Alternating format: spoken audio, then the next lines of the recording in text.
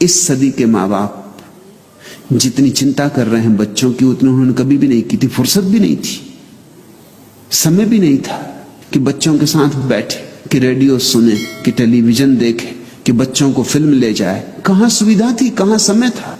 रोटी रोजी पूरी नहीं हो रही थी। बच्चे जल्दी ही प्रौढ़ हो जाते थे। ये तुमने ख्याल किया? अभी भी गांव के बच्चे जल्दी प्रौढ़ हो जाते, क्योंकि छोटी सी बच्ची चली पिता का भोजन लेके खेत की तरफ। उतनी छोटी बच्ची शहर की किसी काम की नहीं, उस पर तुम कोई भरोसा नहीं कर सकते। वो अपनी भोजन ठीक से कर ले वही मुश्किल मालूम होता। पिता का भोजन क्या खाक ले जाएगी। गांव की छोटी बच्ची घर का भोजन बनाने लगती। अभी तुम्हारी बच्ची को भोजन करना भी नहीं आता, उस पर टेबल पे उसके सामने बैठ के मां को उसको भोजन करवाना पड़ता। तुम जरा फर्क देखो, जितना छोटा गांव होगा उसके बच्चे उतने ही जल्दी प्रौढ़ हो जाते। चले गाय को चराने, बैल को चराने, दूध लगाने, लकड़ी बीनने, जिंदगी शुरू हो गई।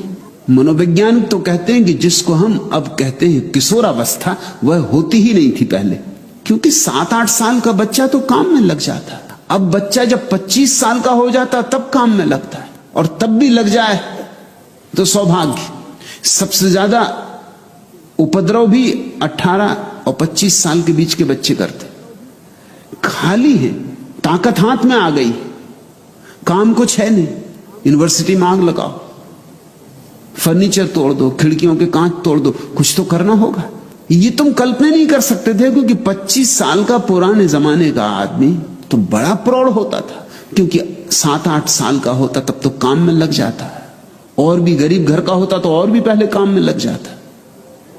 जिम्मेदारियां सिर पे आती तो अनुभव आता, अनुभव आता तो समझ आती। 25 साल का होते होते जीवन का इतना अनुभव हो जाता था कि वो इस तरह की मूर्ताएं कर सकता था जो आज के लड़के और लड़कियां कर रहे हैं। असंभव।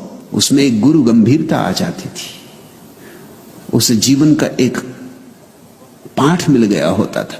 आज हम सोचते हैं बच्चों को हम शिक्षा दे रहे हैं, लेकिन जीवन के पाठ से हम उनको वंचित रख रहे हैं, और उनका इतनी फिक्र हम कर रहे हैं कि ना वो अपना पजामा का नाड़ा बांध सकते, वो भी मां बांध रही। बच्चे रो रहे हैं आज के, किस लिए रो रहे हैं पूछो उनसे। पुराने जमाने के बच्चे रोते थे कि भोजन चाहिए।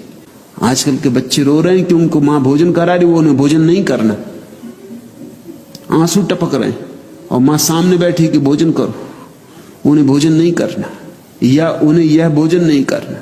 उन्हें आज कुछ और चाहिए, कि आज वो जाना चाहते हैं कॉफी हाउस, इडली डोसा या कुछ और।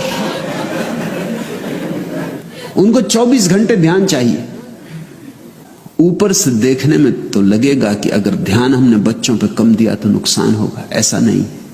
और भी एक बात तो उससे कहूं कि अक्सर हम बच्चों पर ध्यान देते हैं जब बच्चे बीमार होते, परेशान होते, रुग्ण होते। वैज्ञानिक हिसाब से जब बच्चे रुग्ण होते हैं, परेशान होते हैं, बीमार होते हैं, तब बहुत ध्यान नहीं देना चाहिए, क्योंकि ध्यान का गलत संबंध जुड़ रहा है।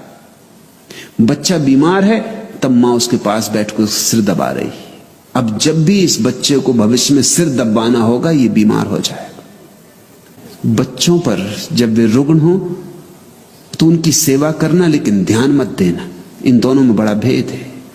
जो जरूरत हो अपेक्षा पूरी करना, उनकी दवा की जरूरत हो दवा दे देना, उनको कंबल ओढ़ाना हो कंबल ओढ़ा देना, लेकिन ज्यादा उनकी खुशामद मत करना। कहीं ऐसा ना हो कि तुम्हारी खुशामद उनके भीतर बीमारी में न्यस्त स्वार्थ बन जाए। कहीं ऐसा ना हो कि उनको लगने लगे कि जब भी ध्यान चाहिए हो तो बीमार हो जाने से मिलेगा। मनोवैज्ञानिक कहते हैं कि दुनिया में 70% बीमारियां मानसिक है। 70% बड़ा अनुपात है, और ये 70% बीमारियां ऐसी हैं जो तुम चाहते हो कि हो जाएं।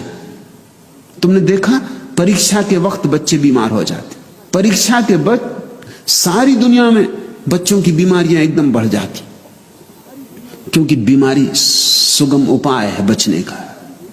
परीक्षा देने की जरूरत नहीं, बीमार है। या अगर देनी भी पड़ी परीक्षा और पास ना हुए तो भी कोई ये नहीं कह सकता कि कोई हमारी भूल हुई, बीमार थे। या अगर तृतीय श्रेणी में आए तो भी चलेगा, क्योंकि बीमार थे, क्या कर सकते हो। ये तो बीमारी बड़ी तरकीब बन गई। बीमारी के साथ संबंध जोड़ लिया स्वास्थ्य की बजाय। मेरी अपनी देशना तो यही है कि जब बच्चे स्वस्थ हों, चाहो तो उन पर थोड़ा ज्यादा ध्यान दे देना, मगर जब बीमार हो तो ज्यादा ध्यान मत देना। ध्यान को स्वास्थ्य से जोड़ने दो। जब बच्चे मस्त हों, आनंदित हों, उनको गले लगा लेना, लेकिन जब बीमार हो तब कंबल ओढ़ा कर उनको सुला देना। ये कठोर मालूम पड़ेगा, ऊपर से तो कठोर साफ ही लग रहा है, लगेगा कि मैं कोई उल्टी बातें सिखा रहा हूं। ऐसे मैं उल्टी ही बातें सिखाता हूं। लेकिन जब बच्चा बीमार हो तब उसे कंबल उड़ा के सुला देना, दवा पिला देना, बस ऐसे जैसे नर्स करती। उस वक्त मात्र तो मत दिखलाना, सुविधा हो तो नर्स ही रख देना, वो ज्यादा अच्छा।